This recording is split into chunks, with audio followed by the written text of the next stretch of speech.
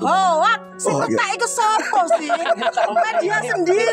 Saya sama Pak Subandi Mimi sudah berkomitmen memajukan dan mensejahterakan terutama pembangunan yang ada di Sidoarjo. Tidak ada keretakan. Waduh, kita mesra-mesra aja. Tapi baik-baik saja ya Bu ya. Love you Sidoarjo.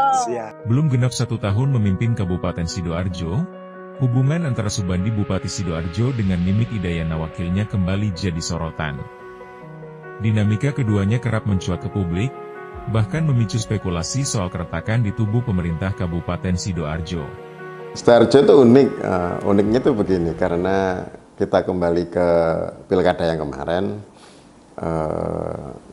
calon terpilih yang sekarang dipilih oleh banyak warga Sidoarjo itu adalah mengorbankan sampai mundurkan diri jadi ketua partai demi koalisi yang sudah dibangun sejak lama. Nah ini patut disayangkan hanya karena masalah kecil, masalah komunikasi yang sebetulnya nggak urgent, itu dibesar-besarkan. Nah Sidoarjo sebetulnya kalau kita lihat dari filosofi ke belakang, Tanah Jenggolo misalkan, kalau kita memahami sebagai Tanah Jenggolo adalah tanah lama, tanah bertuah yang mungkin kalau kita nggak hati-hati dalam bersikap akan tuahnya itu akan balik ke kita ya. Itu aja sementara ini. Jadi kalau saya melihat apa yang terjadi di Sidoarjo saat ini pasca pelantikan, ada gesekan sebulan setelahnya, terus ini rame tentang itu kembali kepada kejiwabesaran dari dua pemimpin di Sidoarjo ini.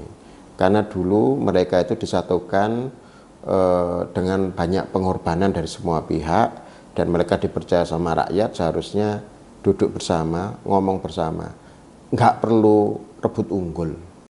Saat dilantik Prabowo Subianto Presiden RI bersama 961 kepala daerah lain pada 20 Februari 2025, duet Subandi Mimik kompak menyatakan fokus pada penguatan ekonomi berbasis UMKM, percepatan pembangunan infrastruktur, hingga peningkatan kualitas layanan publik. Namun, dalam perjalanan kepemimpinannya, hubungan duet Subandi Mimik ternyata tak semulus yang diperkirakan. Kalau kita lihat partai pemilihan bupati berbasis partai itu memang rentan kepentingan. Terkait ada deal yang tidak disepakati itu di luar formasi. Sejak awal memang terlihat upaya untuk seperti yang saya utarakan tadi, rebut unggul di antara dua orang ini. Seolah-olah bupati dan wakil bupati itu dua matahari kembar yang saling menyinari dan saling membakar. Problem terkait tentang deal-deal politik pasca pilkada itu sebetulnya seharusnya bisa diselesaikan secara seksama. Kalau terkait deal-deal proyek dan macam-macam, kan juga harus hati-hati. Apakah ini nanti tidak menyalahi aturan perundang-undangan atau tidak gitu loh.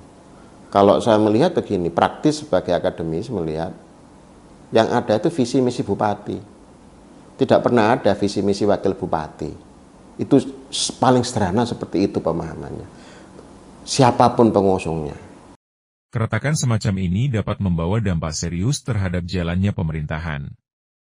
Bulan madu antara kepala daerah dan wakilnya hanya berlangsung singkat, bahkan tak lebih dari 100 hari kerja. Seharusnya tidak terjadi jika masing-masing pihak memahami tugas pokok dan fungsi serta mampu menjalin komunikasi intensif. Ketegangan yang terus berlanjut hanya akan memperkeruh suasana kerja dan menimbulkan iklim saling curiga, bahkan bisa memunculkan intrik politik internal. Sebetulnya sisi lapor-melapor itu adalah bentuk mencari legitimasi dari masing-masing sisi. Legitimasi itu diukur dari misalkan adakah tahapan-tahapan yang tidak dilampaui dalam proses, misalkan kasus terakhir adalah penentuan mutasi pejabat. Kalau umpamanya nanti ketika andai kata gubernur ataupun Mendagri menurunkan tim investigasi misalkan, dan situ ternyata sudah ada usaha untuk pelibatan semua pihak, berarti kan selesai. Kenapa kok ini muncul? Ya karena tadi bahwa komunikasi di antara mereka itu yang kurang.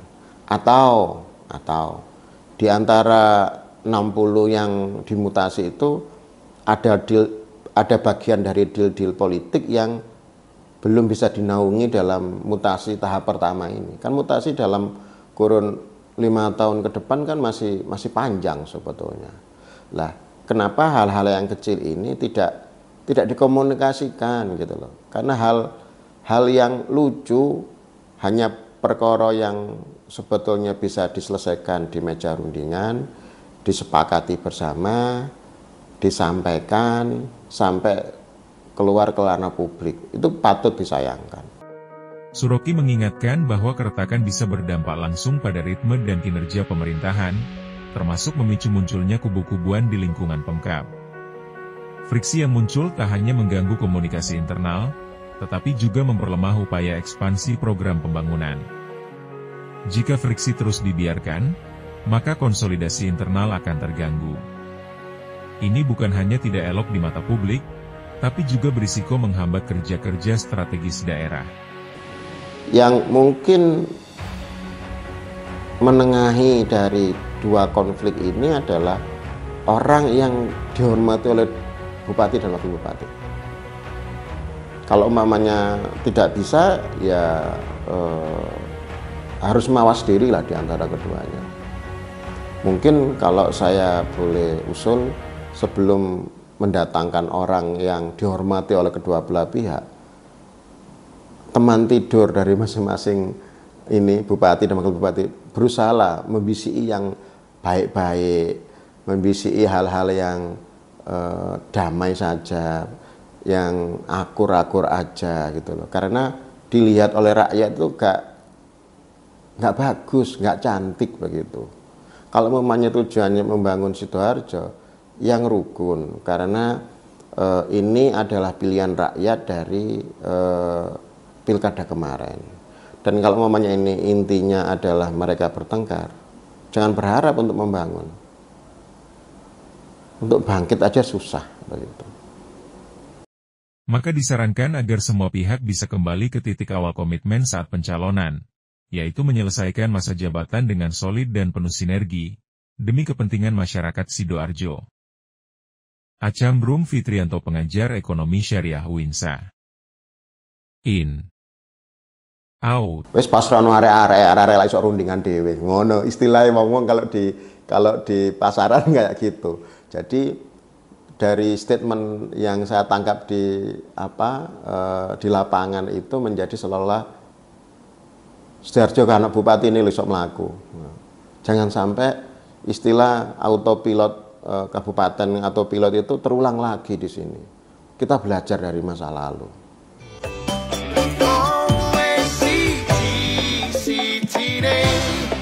Aku